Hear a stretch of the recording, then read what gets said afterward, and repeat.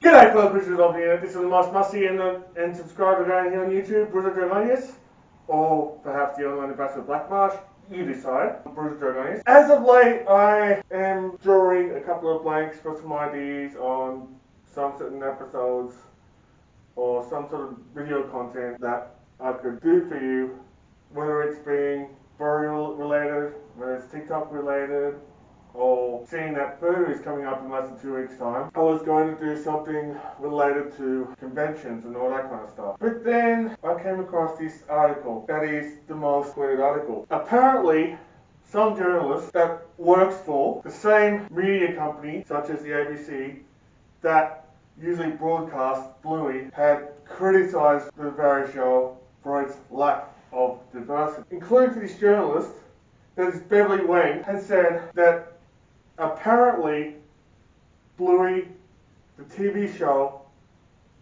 had gone under scrutiny over the lack of race, for the lack of religion, for the lack of disability, for the lack of sexuality, be it as LGBTQ, and the lack of income or the family statuses and that. Now, so far, that Bluey is now on its 3rd season, I think. And to those that aren't familiar with Bluey, it's about this, it's basically an adorable little cartoon. In here, in Australia, it is broadcasted in ABC Me, it's the ABC 3. Internationally, it is broadcasted throughout Disney Plus. If you're not familiar with the show, it's about a couple of pups, about Bluey going into her adventures and that with her family, with her sister Bingo, and sometimes, you know, they play games and all that kind of stuff with their parents as well. They're basically a family of blue healers that usually do some sort of stuff, whether it's creative play, and there's a lot of humor and all that kind of stuff towards it.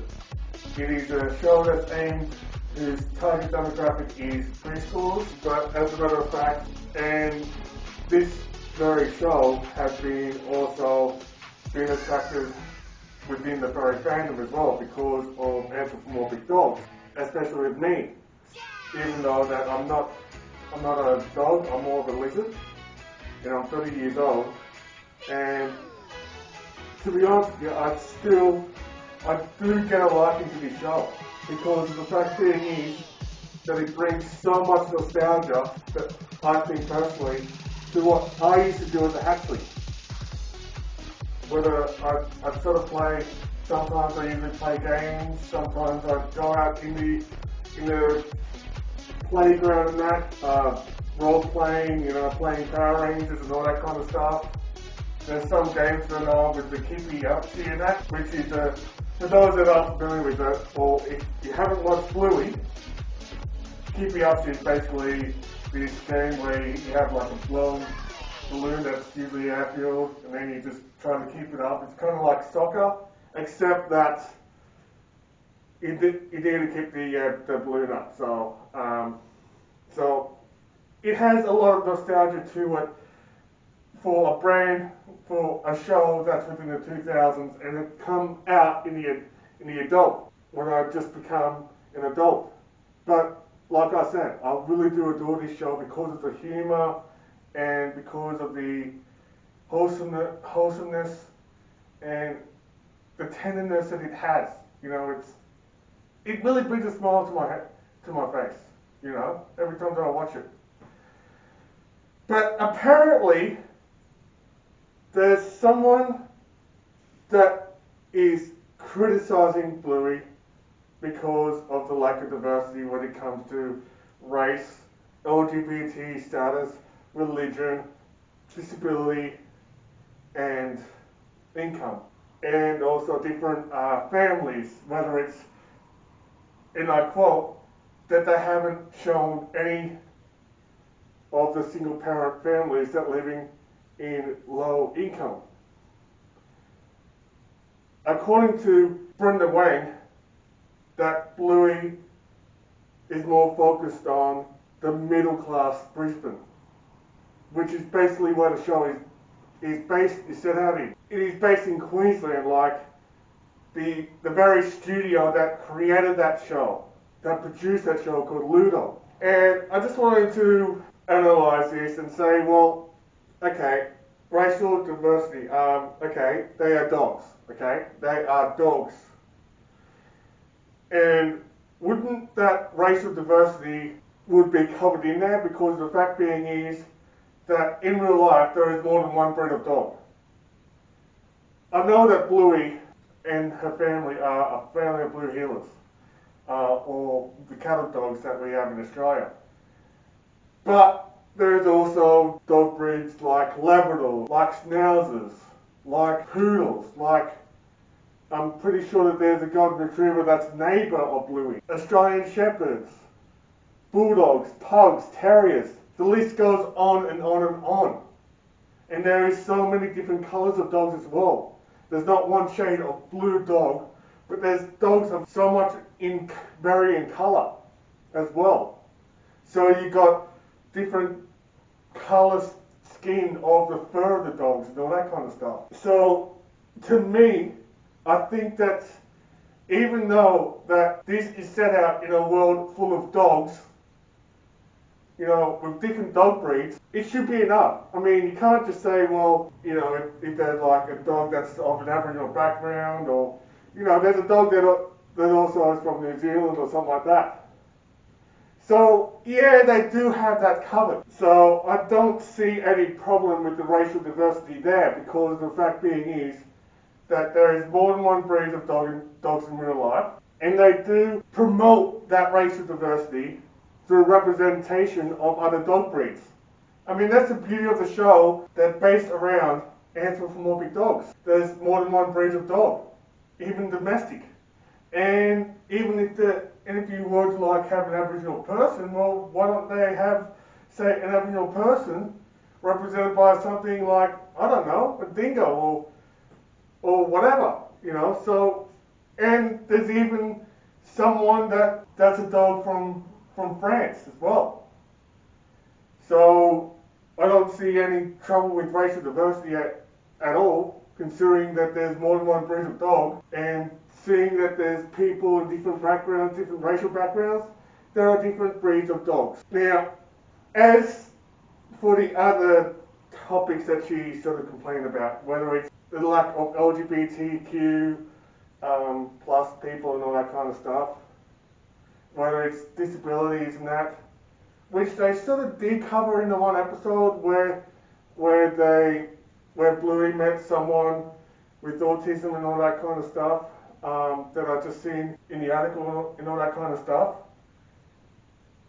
And yeah, I do sort of agree with that. You know, there could be, I don't know, people that has MS. I mean, dogs that have MS or something like that, or dogs that can't walk or be in a wheelchair and all that kind of stuff. And I know that she said, well, why couldn't those type of characters move forward and all that kind of stuff?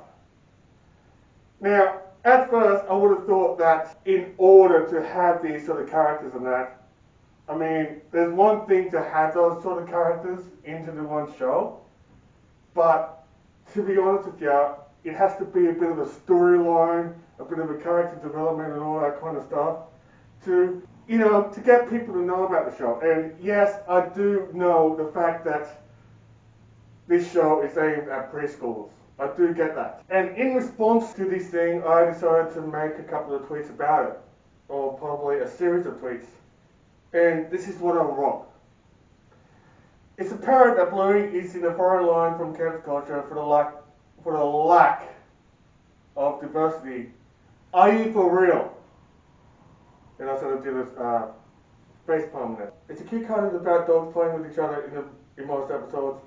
And I am someone with Asperger's and used to be housed in my childhood, and I don't care. I love the show irregardless, and more different breeds of dogs in different colours be enough in representing racial diversity. Also, not to mention that not everyone have met or known to meet someone of LGBTQ in real life. Not to mention that if Bluey were to meet anyone of LGBT, you need to have a storyline to give that episode. And the intended target audience that are kids wouldn't understand the LGBT culture anyway, don't care even if it were an episode that spread LGBTQ awareness.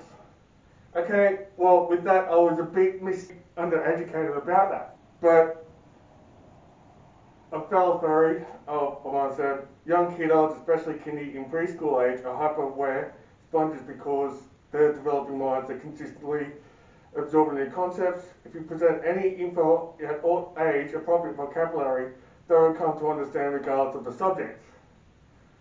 Which and again, I really do agree with, because the fact being is that there are some shows like Sesame Street that has someone that have autism in it and brings awareness to autism and all that kind of stuff. So I just replied, yeah, that's true, Kat. Huh. And then she goes, have only learnt this through observation. Not only do kids absorb plus comprehend info, but they do so alarmingly fast too.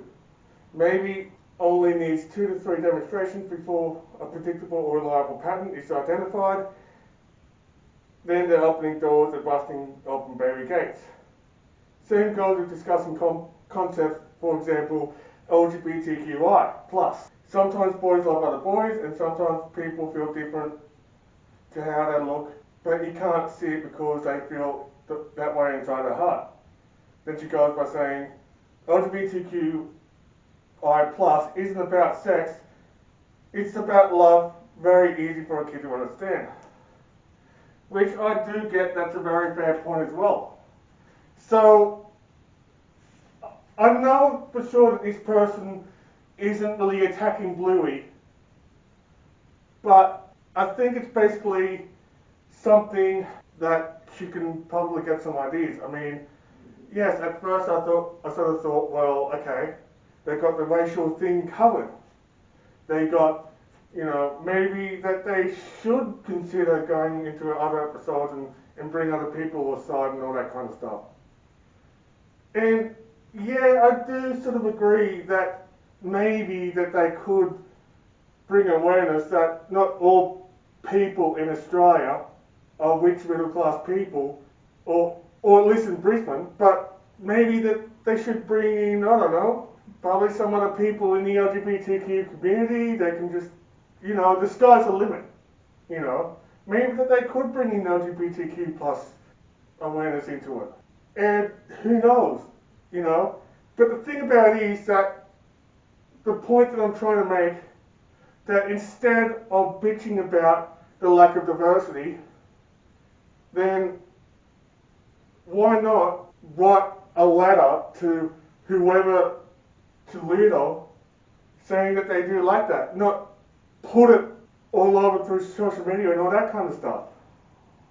Maybe that if I were Ludo, if I were the producers of Bluey, maybe that I would, I don't know, invite this person along to help out with some certain episode because, or what she sort of, just to help out, Maybe that they could have like a focus group of people in different backgrounds, whether there are people that live in House Commission, which addresses the lower class or poor people, and probably address with a focus group of people within the LGBT community and see what they sort of think of things and that, and getting to know that sort of people before, just to make an episode on that, to bring awareness.